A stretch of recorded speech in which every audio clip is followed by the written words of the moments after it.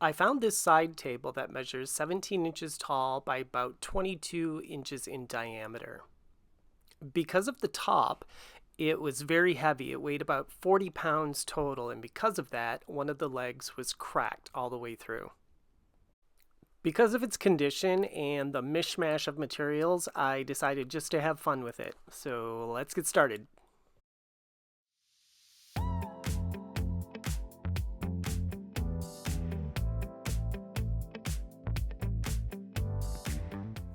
This table was marked Lane Alta Vista on the bottom, and Lane makes it very easy to date their pieces. You just read the serial number backwards. So this piece was made March 16th, 1982. The first thing I did was to glue up that leg to get that stabilized.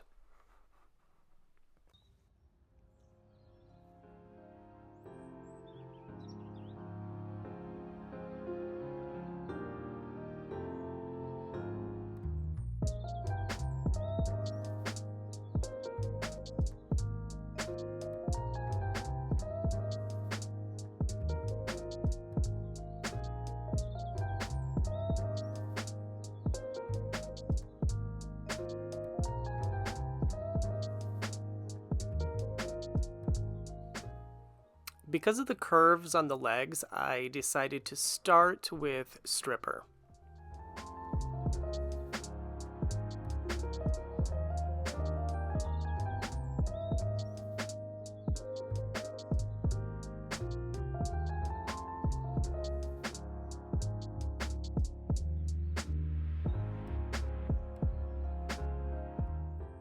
I'm just using a little wire brush to help me get into those grooves as much as I can.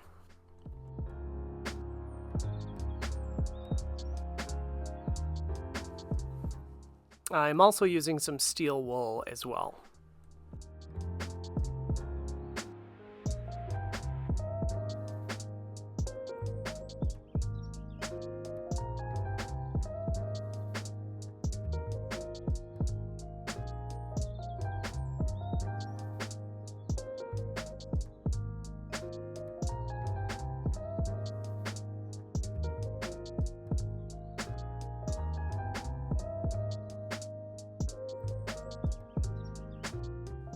This bottom section here was just a veneer.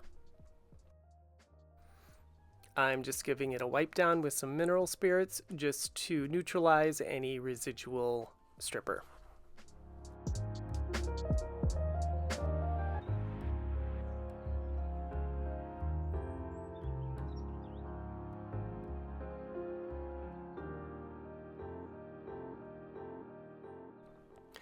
The legs were solid wood, but they were two pieces that were joined together with a seam at the middle, and you can see here that they have split over time. So I'm going to repair those by making my own wood putty with some wood glue and sawdust from the project.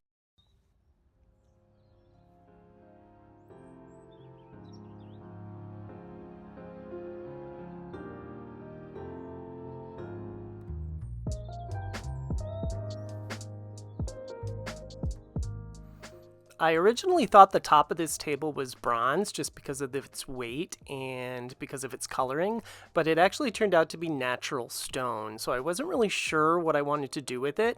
So the first thing I did was just give it a little clean with just some dishwashing liquid.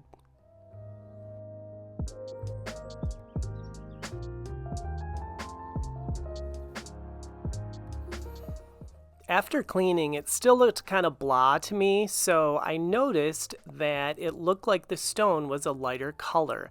And so what I decided to do is sand down the raised Fleur De Lis and the edge there just to expose that lighter stone.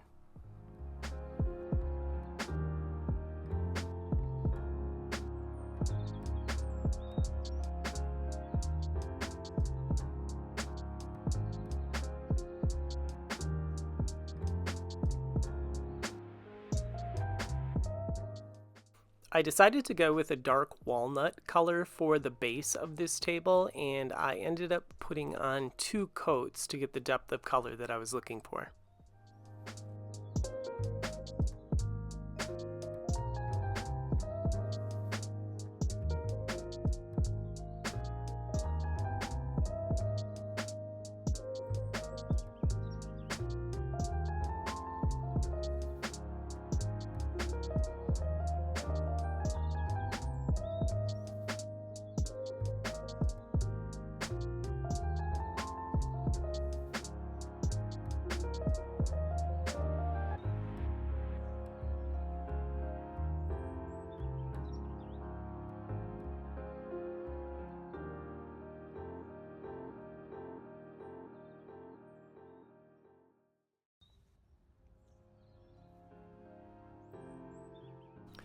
Because of all the curved edges, I decided to give this Watco spray on lacquer a try. I did end up putting on 3 coats.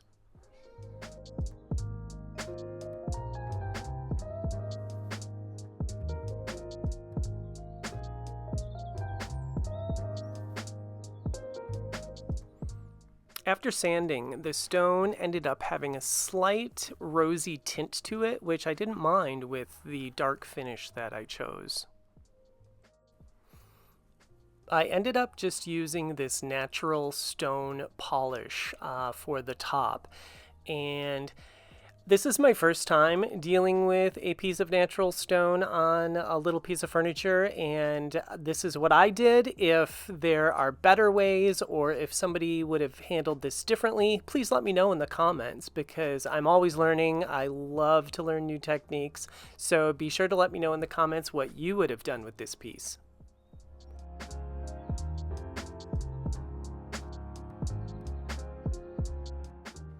It wasn't a huge transformation on this piece, but fun to work on nonetheless.